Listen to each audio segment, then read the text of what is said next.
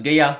At the time of me dropping this video, in just a few short hours, we are going to be seeing the first ever NBA Cup Finals, NBA Cup Championship. I don't know what they're exactly calling it, but regardless, we're about to see it. And we got a pretty good matchup going on. We have LeBron James and the Los Angeles Lakers versus Tyrese Halliburton and the Indiana Pacers. I think it's going to be an insane game, but before we get to previewing that game and giving my predictions, I do want to take a look at the games prior, the semifinals of the Lakers and Pelicans, and then the Indiana Pacers and the Bucks. Give just quick little thoughts on that, and then we can get to my breakdown of this game. I want to start off by talking about the Pacers-Bucks game, and oh my god, I cannot explain how amazing Tyrese Halliburton is playing. He's gotten his chance to play on national television, and he is taking that up and showing the world everything that he can do and the budding superstar that he is.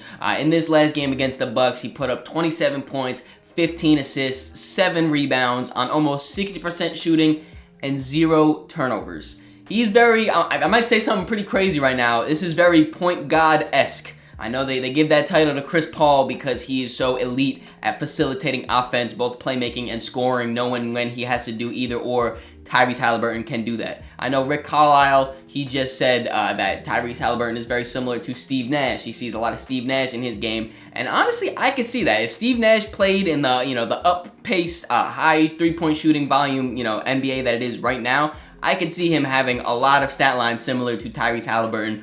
All I'm saying is, Tyrese, man, he has been hooping. Now, I know we have a whole lot of talent throughout the NBA right now, specifically at the point guard position, but Tyrese Halliburton is making it really difficult to leave him off the top 5. Right now, the only guards, or the only point guards that I think are definitively better than Tyrese Halliburton right now is Steph Curry and Luka Doncic. After that, you could slot Tyrese at 3. You can give an argument for Tyrese at number 3. I wouldn't be mad at you. I do think, he's kind of in a debate with Damian Lillard.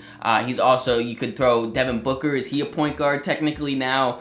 Shai Gilgeous-Alexander, do you consider him a point guard? I would say that's probably the top 6-ish right there. But Tyrese, man, you have solidified yourself in the conversation at least. But to me, what really puts Tyrese above a lot of these other guys, guys like Trae Young or De'Aaron Fox or John Morant, Jalen Brunson, that kind of tier of point guards right there, what puts him above is his efficiency. Not just his efficiency in scoring though, obviously he is a 50-40-90 guy, shoots very high volume, tough shots, and still hits a majority of them, but also his efficiency in his playmaking. He puts up these crazy assist numbers, 15 assists, 12 assists, 10 assists, whatever. 0 turnovers, 1 turnover, 2 turnovers is a lot for him right now. He just makes minimal mistakes on offense and does so much production. I don't want to just highlight Tyrese, even though he has been absolutely otherworldly so far in these in-season tournament games. But in this last game against the Bucks too, Miles Turner had an incredible scoring game, double-double for him as well. Obviously, you can't stop Giannis. No one can stop Giannis. But he did a decent job, giving some type of effort to try to deter him. Also, TJ McConnell was really good for them as well, the Pacers. Just pretty much all of their depth guys came in, gave them decent production, and was able to pull out this game against the Bucks. And moving on to the Lakers-Pelicans game, the number one thing that I gained from this game right now is LeBron James wants to win this tournament very, very badly. The Lakers are undefeated in tournament play, both the group play, and then obviously you have to win the tournament games to make it to the championship. And a lot of that is on LeBron James. We have seen him time and time again throughout these games elevate his play to really, secure a Lakers win during these games. In this last game against the Pelicans, he put up 30 points, 5 rebounds, 8 assists on 75% shooting. He was 4 for 4 from 3. He was literally doing everything. 0 turnovers for him as well. I know I pointed that out for Tyrese. 0 turnovers in this game for LeBron as well. And he did all of this production in 22 minutes. Just 22 minutes. That's all it took for LeBron to disassemble the New Orleans Pelicans and secure a Lakers dub. 22 minutes. He is now the fastest Laker to put up 30 points in a game in that 22 minutes.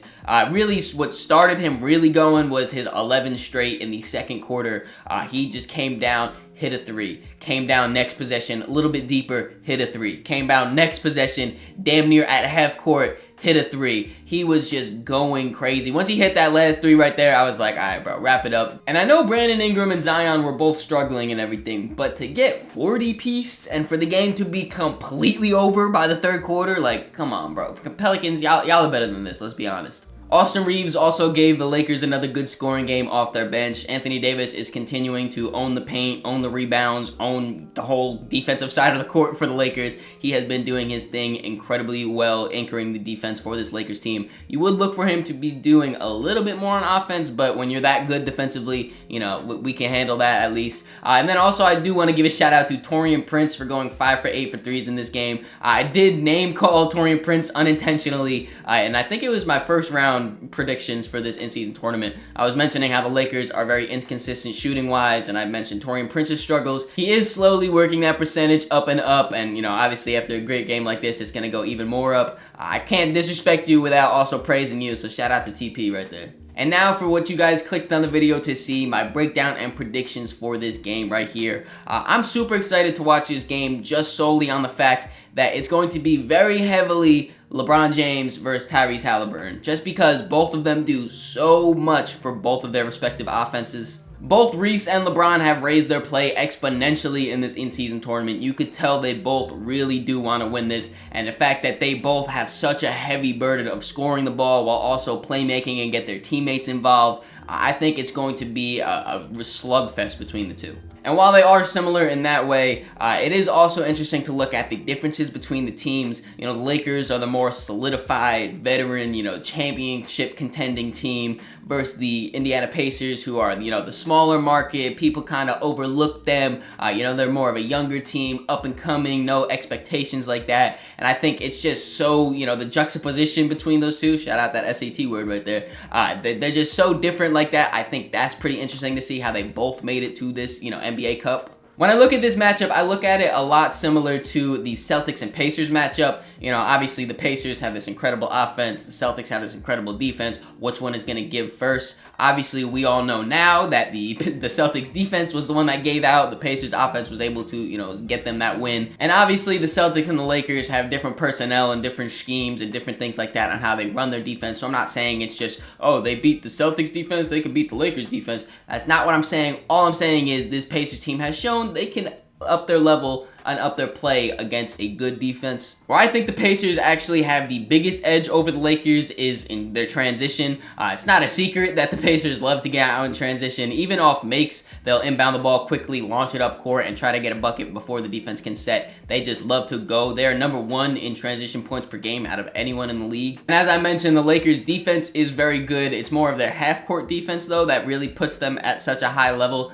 Because in transition, they give up the 12th most points per game. It's around 22 points per game that they give up in transition. And obviously, that's not a good matchup. If you're bad at guarding the transition and you're going against the best transition team, you can imagine they're going to be gunning a lot. And when the Pacers aren't getting out in transition and have to actually score against the Lakers' half-court defense, I think they have the personnel to really make it difficult to cover everyone. You know, Anthony Davis, I mentioned before a little bit, he is an incredible defender, has been everything for this Lakers defense.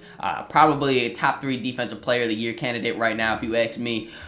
He has been incredible at protecting the rim. That is the #1 thing that Anthony Davis does, is when you touch the paint, you're going to feel his presence. If he's on the court, you're going to have to look over your shoulder or your shot's going sent to the third row. See, with the Pacers, though, they have a guy named Miles Turner, who is one of the best shooting big men in the league right now. I know he's having a slightly down year. You still got to guard him, though, because he will hit those shots. Him being out there on the court, spacing the floor, making Anthony Davis cover ground, whether that's closing out to him or, you know, pulling him out the paint and letting Tyrese get there, or letting, you know, Bruce Brown or Benedict Mathurin cut to the basket. You know, that's going to be a big thing right here, seeing how they can guard Miles Turner while also keeping Anthony Davis as close to the basket as possible. That's not even the toughest part about this Pacers offense, though. It's the fact that literally anyone on the court can go off for double-digit points on any given night. and it's just, it is what it is. They just have that much offensive firepower, and then Tyrese at the helm, just distributing to the hot hand, distributing to whoever is open. You know, it could be Obi Toppin going off for 12 real quick, or Buddy Hield can go off for 24. You know, Benedict Mathurin can drop a smooth 20 as well. Bruce Brown can give you some double-digit points. We've seen Aaron Nesmith give you some double-digit points in there as well. You know, the Lakers don't really know who they have to hone in on. The Lakers, on the other hand, though, they don't really have that luxury. Obviously, I'd assume LeBron James is going to go off. I'd assume Anthony Davis is going to give you some type of production on offense. But, you know, between Austin Reeves, D'Angelo Russell, and Rui Hachimura, the Lakers need at least two of those three players to, you know, go off and hit, you know, double-digit points, 15 to 20 points right there.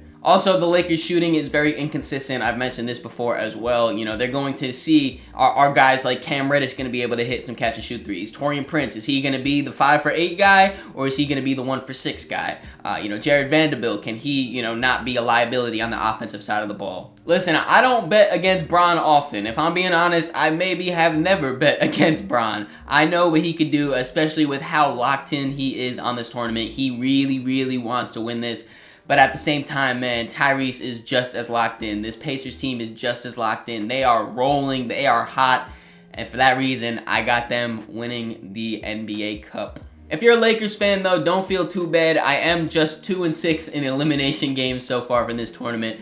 So obviously, you know, my predictions aren't too good in these single elimination games. Regardless, though, I think this is going to be an incredible game. I am super excited to watch it. Let me know what you guys think about my predictions down below. Let me know who you think's gonna win. Hope you guys enjoyed this video. If you did, make sure you leave it a like, subscribe so you don't miss the next one. In the description, there's links to all my social medias, so make sure you follow me on all those to keep up to date with me. Catch y'all.